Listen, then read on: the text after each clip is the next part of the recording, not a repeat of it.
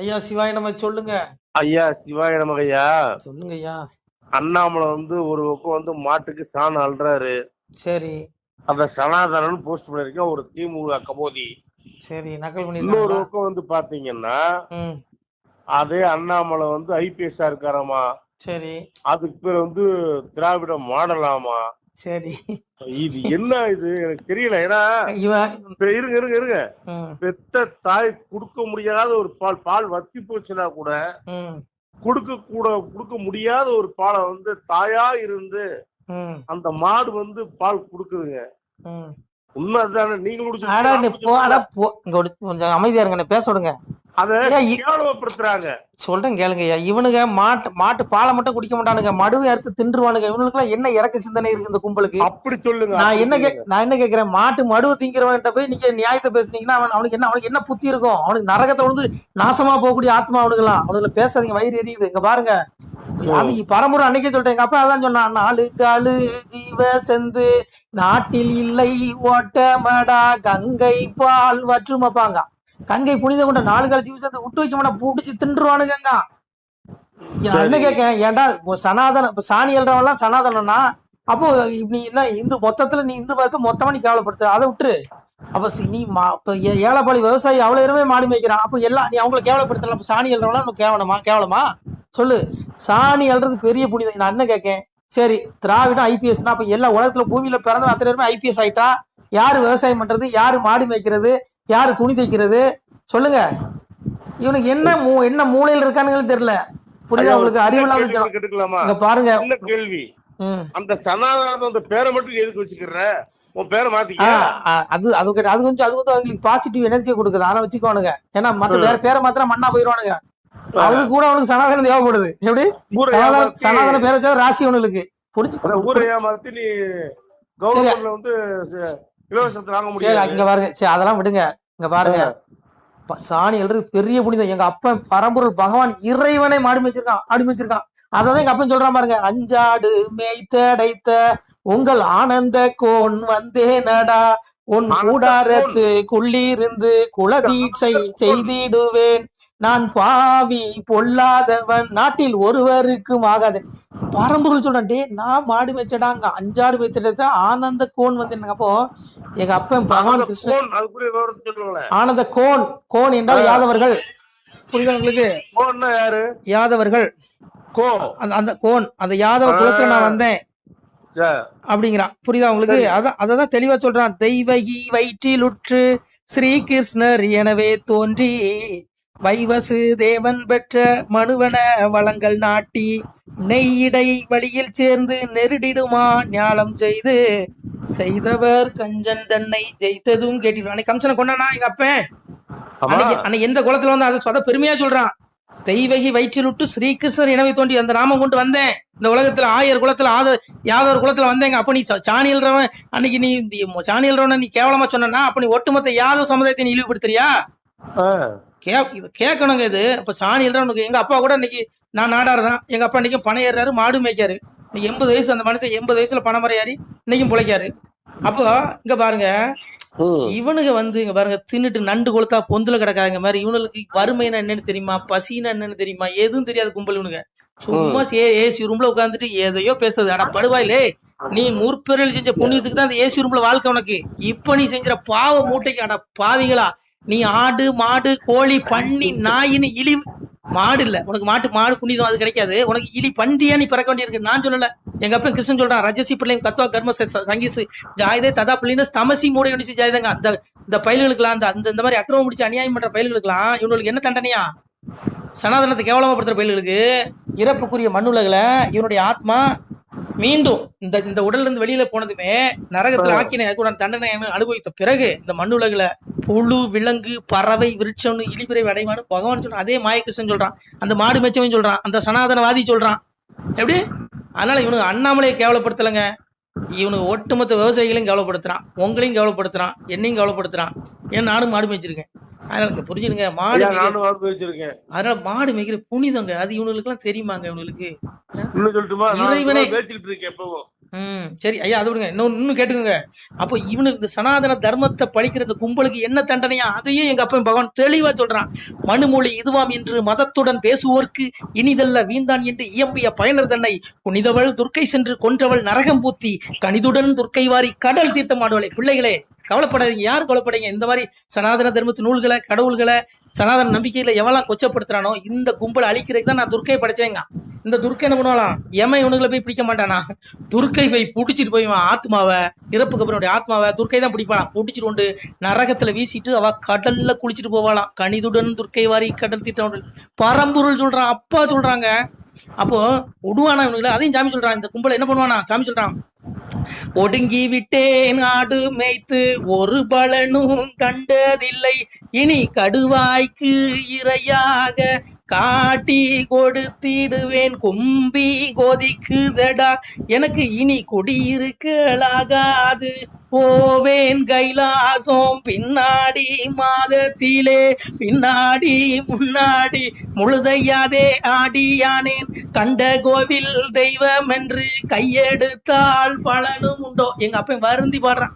பிள்ளைகளே, இந்த அயோக்கிய பயல்களை ஒடுங்கி விட்டு ஆடு மேய்த்துனா இந்த இவனுங்களை மேய்ச்சி ஆடுன்னு எடுத்துக்கூடாது. இந்த கும்பல் அந்த அயோக்கிய பயல்களை மேய்ச்சி இவனுக்கு எத்தனையோ புத்தி சொன்ன இவனுக்கு எவனும் கேட்கல. அதனால இவனுக்கு அத்தனை பயலுடைய ஆத்மாவை விட்டு நரகத்துல கடுவாய்க்கு இறையா போடுறேங்கிறான். உடல் தான் இது, ஆத்மாலியாது. அந்த கடுவாய் என்ன பண்ண ஆக்கினி விட்டு காட்டிச்சு கோதர இவனுங்களை. இவனுக்கு என்னமோ செத்து போனா எல்லாம் முடிஞ்சிருதுன்னு நினைச்சிருக்கான். அடப்பாவி, செத்துக்கு அப்புறம் தாண்டா உன்னுடைய ஆத்மா வெளிவருது. அந்த ஆத்மாவுக்கு தாண்டா ஆக்கினை உண்டு. இந்த உடல் ஒரு இயந்திரம் தான். இந்த உடலுக்கு ஒரு மண்ணாங்கட்டியும் கிடையாது. இந்த உடல்ல இருக்க ஆத்மா தான் எல்லாத்தையும் அனுபவிக்குது. வலி, வேதனைகள், இன்ப துன்பம் எல்லாத்தையும் இந்த ஜீவாத்மா தான் அனுபவிக்கிறான். இந்த ஜீவாத்மாவுக்கு அவ்வளவு தண்டனை இருக்கு. அதனால இந்த சனாதன தர்மத்தை பழிக்கிற இந்த படுபாவிகளுக்கு அவ்வளவு பெரிய ஆக்கினை இருக்குன்னு எங்க அப்பன் பகவான் அந்த மாடு மேய்ச்சவன் சொல்றான். விடுவானா இவன?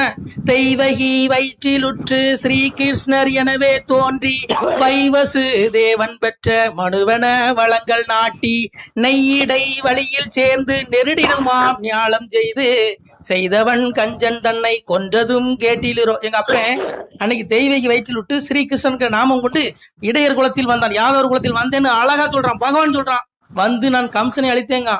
அந்த கம்சன் அழிச்சவனுக்கு இவனுக்கெல்லாம் ஏமாத்துறேன் கொசு. அட மூட்டை பூச்சியா நசிக்கிடுவான். இவனுக்கு ஏமாத்துறோம் அந்த கும்பல். இவனுக்கு என்னையா தெரியும்? நான் என்ன கேக்குறேன், நீ தொடர்ந்து சனாதன தர்மத்தை பழிக்கிறானுங்க ஐயா. ஐயோ, சனாதனம் உனக்கு என்னடா பண்ணிச்சு? உன் வாயில மண்ணையாடா அள்ளி போட்டுச்சு. ஏன்டா சனாதனம் ஒழுக்கத்தை கடைபிடிக்க சொல்லுதுடா. உங்கள்கிட்ட அது இருக்குதா சொல்லு. இவனுக்கு சனாதன தர்மம் இங்க பாருங்கய்யா, இந்த பாருங்க பிரகிருதியில எவன் ஒரு நாய் ஒண்ணு வயிறு வளர்க்குது இல்ல. சரி இங்க பாருங்க, தனி மனித விமர்சனத்தை விடுங்க, எல்லாம் அப்பா பாத்துக்கிடுவாரு. அப்பா சொல்லிட்டாங்க, நான் பாத்துக்கிறேன். இங்க பாருங்க, இந்த இதே மாதிரி கொடுமையை தாங்க முடியாம தான் தேவர்கள் மண்ணுலகில நல்ல சாதுக்கள் நல்லவர்கள் அண்ணாமலை போல இந்த மாதிரி நிறைய பேர் இருக்கான். நல்லவன் கோடிக்கணக்கான இருக்கான். அந்த நல்லவர்கள் கஷ்டப்படுறத பார்த்துட்டு தேவர்கள் போய் எங்க அப்பன் பார்க்கடல்ல பள்ளி கொண்டு இருக்கான் பாருங்க, பறந்தாம அவன்கிட்ட போய் முறையிடுறான். தேவலோகத்துல தேவர்கள் போய் முறையிடுறான். ஐயா எம்பெருமானே நாராயணா, களி இடுக்கம் தாங்க முடியாம சாதுக்கள்லாம் கஷ்டப்படுறானுங்க, களி பயல்கள்லாம் அந்த இவங்களை கொடுமைப்படுத்துறான். அப்போ நீ இவனை எப்பையா அழிப்ப இந்த கும்பல் அப்படின்னு சொல்லும் பொழுது எங்க அப்ப நாராயணன் அந்த பள்ளி கொண்ட பெருமாள் சொல்றான் பாருங்க, வாரி வரம்பை விட்டு வையகத்தில் வாராமல் காரியமாய் பள்ளி கடலில் துயில்வன், அந்த கடலில் துயின்று கொண்டிருக்க எங்க அப்பன் பரம்பொருள் சொல்றான், தேவர்கிட்ட சொல்றான், இந்த படுவாயில எப்படி அழிப்பானா? எல்லாம் சான்றோர் கையாலே எள்ளு நீரும் களிக்கிரைத்து பொல்லா களியை நரகமதில் புக்க அடித்து பேயோடு கொள்ள விடைகள் கொடுப்பேன் நான் கூண்ட சான்றோர் கையதிலே வல்லோர் புகழும் தேவர்களே மனமது செடைய வேண்டும். தேவர்களே போய் வேலையை பாரு, நான் பாத்துக்கிறேன். சாதுக்கள் கையில நான் ஆட்சியை கொடுத்து ஒரு நாள் இந்த கும்பல அத்தனை பயல்களையுமே நானே இவனுக்கு அழிப்பாங்க. பரம்பரையில இவனுக்கு தண்டனை கொடுப்பானா? இவங்களை கொண்டு சாதுக்கள் கையில திவசம் பண்ண வைப்பானா? யாரு சொல்றா? பெருமாள் சொல்றான். அவன் பாத்துக்குவாயா, நம்ம ஏன் அவனுக்கு இவனுங்களை பேசிக்கிட்டு பாருங்க. எவனுக்கு பாருங்க, எவனும் தப்ப முடியாது. ஆனா இரணியன் குடலை உருவனா இவெல்லாம் ஏமாத்திரையா சொல்லுங்க? இவன் ஏமாத்திரம் எத்தனை அசுரன்களை விட்டானா? அதனால எங்க அப்பன் பெரியவன், அவன் கிட்ட இருந்துங்க பாருங்க, எவனும் தப்ப முடியாது. அன்னைக்கு துரியோதனனை கொன்னது எப்படி கொன்னா? ஐவருக்கு தூதனாகி அங்கும் இங்கும் ஓடி சென்று மைகுழல் சிலர்கள் தம்மை மனங்களும் மிகவே செய்துரியோதனனை கொண்ட செய்தியும் கேட்டில். எங்க அப்பன் கிருஷ்ணன் சொல்றான், அன்னைக்கு பஞ்சபாண்டவர்களுக்கு தூது போனேன். அப்போ நான் கல்யாணம் பண்ணி கோட்டையை ஆண்டவன், மைகுழல் சிலர்கள் தம்மை அன்னைக்கு யாதவர்குல பெண்களை மணந்து விட்டு பார்த்தேன், இவன் துரியோதனை பண்ற அநியாயம் தாங்க முடியல, போட்டு தள்ளிட்டேங்க பஞ்சபாண்டவர்களை வச்சு. அதனால இங்க பாருங்க, சனாதனத்தை பழிக்கிற கும்பல் எவனும் தப்ப முடியாது. இவனுக்கு மாட்டை சாணியை அல்றவனை கேவலமா சொன்னா இன்னைக்கு கோடிக்கணக்கான மக்கள் மாட்டு சாணி அள்ளிட்டு இருக்கான். அப்ப நீ மொத்த பேரையும் நீ கேவலப்படுத்துற, இதானே உண்மை? நீ சனாதனத்தை கேவலப்படுத்தலப்பா. மாட்டு சாணி அல்றது சனாதனா? நீ ஒட்டுமொத்த விவசாயிகளுடைய மனசு நோக்கடிச்சிட்ட. சொல்லுங்க. இன்னைக்கு வேளாளர், இன்னைக்கு பாருங்க, கொங்கு வேளாளர் கவுண்டரு ஃபுல்லாவே அவங்க வந்து என்ன பண்றாங்க? விவசாயம் தான், எல்லாம் மாடு வச்சிருக்காங்க. அப்போ சொல்லு, நீ யாரை கவலை? நீ அண்ணாமலை மட்டும் கவலைப்படுத்தல, நீ எல்லா சமுதாயத்தையும் நீ கவலைப்படுத்துற. அதனால இது தவறு. இந்த தவறுக்கு இறைவன் இவனுங்களை கண்டிப்பான். எங்க அப்பன் பாத்துக்குவாங்க. எங்க அப்பன் பிடியில இருந்து ஒருவனை தப்ப முடியாது. புரியுதா உங்களுக்கு? அதான் சொன்னான், காயக்காரன் மாய சித்தம் நான் உங்கள் கண்காணா பெருவெளியோன் அவரவர்கள் செய்யும் குற்றம் உங்கள் ஆண்டி நான் அறிவே நடாங்க. பிள்ளைகளே, நான் கண்ணுக்கு தெரியாது மறைபொருள் எங்க இருக்கும் பரபிரமம் விடுவானா? எல்லா கணக்கும் என்கிட்ட இருக்குங்க. இவனுக்கு எவனும் தப்ப முடியாது. இவனுக்கு இன்னைக்கு ஆட்சியை கொடுத்துருக்கான்னு வச்சுக்கோங்களேன். இவன் முற்பேரில் செஞ்ச நல்ல தான தர்மத்துக்கு இவனுக்கு ஆள்ற பவிச கொடுத்துருக்கான். இப்ப செய்யறதெல்லாம் பாவ முட்டை. இங்க ஒரு மந்திரி, ஒரு எம்எல்ஏ, அதுக்கு மேல உள்ள பதவியில் இருக்கவன், அதுக்கு மேல உள்ள பதவியில் இருக்கு, எவனும் தப்ப முடியாது. புரிஞ்சுக்கோங்க, சரியா? அதனாலயா எல்லாம் எங்க அப்பன் பகவான் பார்த்துக்குவான். அவனுக்கு மறைவா எதுவும் இல்லை. அதனால கோமாதாவை கும்பிடுங்க. அதனால இந்த கலியுகத்துல இப்படிதான் இருக்கும். அதையும் எங்க அப்பன் சொன்னாங்க, காராம்ப சுவதனை கங்கை கரையில் கொள்ள கண்டகலியாச்சே சிவனேயா. காராம்பசுவை கங்கை கரையில் கொள்வானா? அவ்வளவு பெரிய கொடுமையான காலங்கள் வரும்னா இன்னைக்கு வந்துருச்சு, இன்னைக்கு நடக்குது. இப்படி வரக்கூடிய சூழல்ல இந்த கலியுகத்தை நான் அழிப்பேன்னு சொன்னான். அதனால விரைவில் இந்த கலியுகம் அழிந்து தர்மயுகம் வரும். தர்மயுகத்துல சாதுக்கள் மட்டும் அலங்கரிப்பார்கள், அவர்கள் மட்டும்தான் இருப்பான்.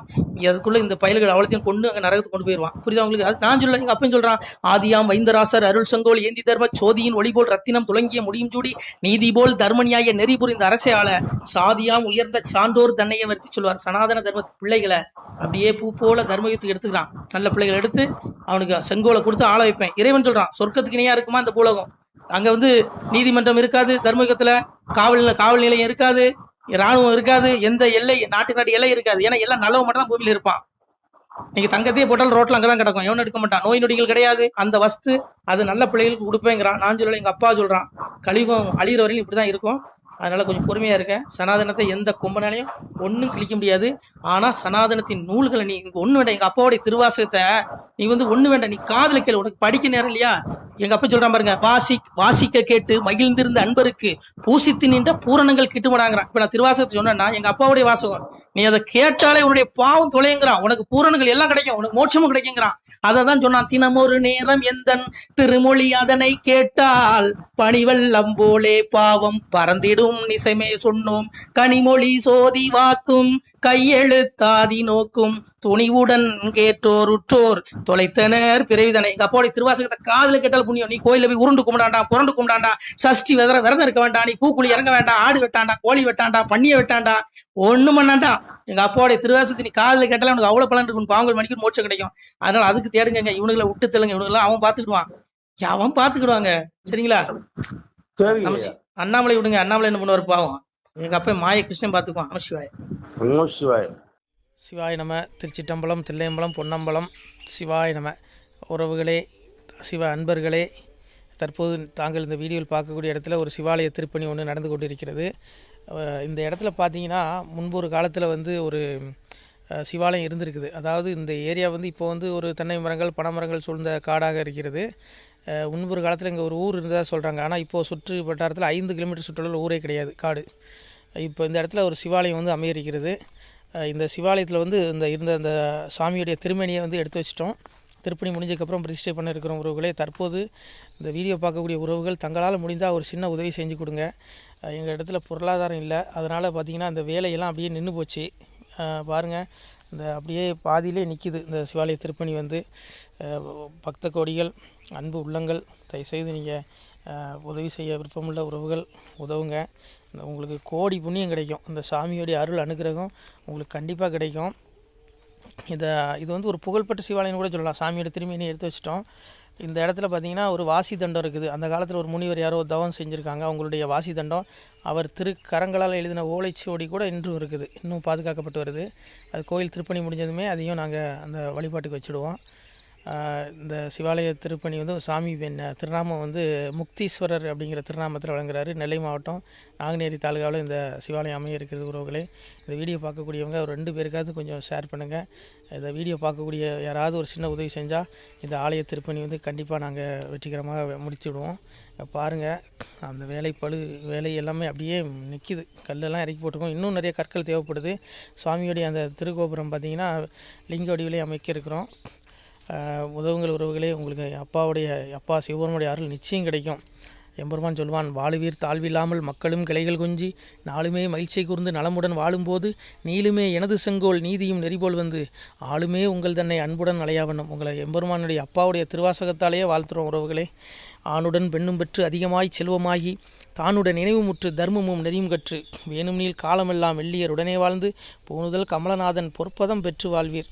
அந்த ஈசனுடைய பொற்பதம் நிச்சயம் கிடைக்கும். உங்களுக்கு இகத்திலும் சுகம், பரத்திலும் சுகம். உங்களுடைய கர்ம வினைகள் மன்னிக்கப்பட்டு உங்களுக்கு நிச்சயம் மோட்ச வீடு கிடைக்கும். இகத்தில் பூரண ஆயுளுடன் நோய் நொடி இல்லாமல் வாழ்ந்து நீங்கள் பரவாழ்வும் பெறுவீர்கள் உறவுகளே. மக்களே, நீங்கள் எல்லாம் வாழ்பொன்னம் பதியிற் சென்று முக்கியமான யுகநில மதிலே தன்னால் கக்கிய பொன்கள் ஸ்வர்ணம் கைமணம் குளிர அன்னம் பொக்கிஷம் நிறைய வைத்து புகழ உண்டு இனிதாய் வாழ்வீர். இந்த இகவாழ்வும் பரவாழ்வும் உங்களுக்கு சுகப்பட அப்பன் ஈசனர்களால் வாழ்த்துகிறோம். இந்த திருப்பணிக்கு உதவி செய்ய ஒரு ஜிபே எண் சொல்கிறோம். இந்த எண்ணில் நீங்கள் உதவலாம். நீங்கள் இந்த எண்ணிலே நீங்கள் தொடர்பு கொள்ளலாம். ஜிபே, ஃபோன்பே, வாட்ஸ்அப் எல்லாம் இந்த நம்பர் தான். 93 85 44 31 06 93 85 44 31 06. இந்த எண்ணில் நீங்கள் உதவலாம், தொடர்பும் கொள்ளலாம். வாட்ஸ்அப்பும் இந்த எண்ணு தான், ஜிபே இந்த எண்ணு தான் உறவுகளே. முடிந்த அளவுக்கு 2 பேருக்காக ஷேர் பண்ணுங்கள். இந்த வீடியோ பார்க்கக்கூடிய யாராவது ஒருத்தர் சின்ன உதவி, நீங்கள் வந்து பெரிய அளவில் செய்யணும் கூட, நீங்கள் ₹1 நீங்கள் தந்தாலும் மனசார வேண்டி ஏற்றுக்கிறோம் உறவுகளே. உதவுங்கள். முடிஞ்ச அளவுக்கு கொஞ்சம் ஷேர் பண்ணுங்கள். நன்றி. சிவாய நம. திருச்சிற்றம்பலம், தில்லையம்பலம், பொன்னம்பலம். உறவுகளே, நம்ம இந்த இடத்துல வாழ்ந்து மறைந்த ஒரு சித்த மகாபுருஷர் பயன்படுத்திய பல 100 ஆண்டுகளுக்கு முன்பு உள்ள வாசி தண்டம் ஒரு சித்த மகாபுருஷர் பயன்படுத்தியது. அவர் திருக்கரங்களால் எழுதிய அந்த ஓலைச்சுவடி கூட பாருங்கள், இன்னும் பாதுகாக்கப்பட்டு வருது. இந்த சிவாலயம், நம்முடைய அந்த சிவாலய திருப்பணி முடிந்ததுமே எம்பெருமான் அவர் எழுதிய அந்த சிவனை பற்றி புகழ்ந்து எழுதிய அந்த பாடல் வரிகள் இதில் இருக்குது. இந்த வாசி தண்டம் அவர் பிரதிஷ்டை செய்த அந்த லிங்க திருமேனியையும் இந்த இடத்துல நாம் இந்த ஆலயம் கட்டி நாம் பிரதிஷ்டை செய்திருக்கிறோம். அனைவரும் இந்த ஆலய பிரதிஷ்டைக்கு கண்டிப்பாக வரணும். முடிஞ்ச அளவுக்கு வீடியோ பார்க்குறவங்க உதவி பண்ணுங்கள் உறவுகளை. பொருளாதாரம் இல்லாமல் திருப்பணி நின்று போச்சு. முடிஞ்ச அளவுக்கு ஷேர் பண்ணுங்கள், உதவுங்க. நன்றி. நம சிவாய. திருச்சிற்றம்பலம், தில்லையம்பலம், பொன்னம்பலம். இந்த புண்ணியபுலன் தங்களுக்கு உடான கூடிய வரும் உறவுகளை. நம சிவாய.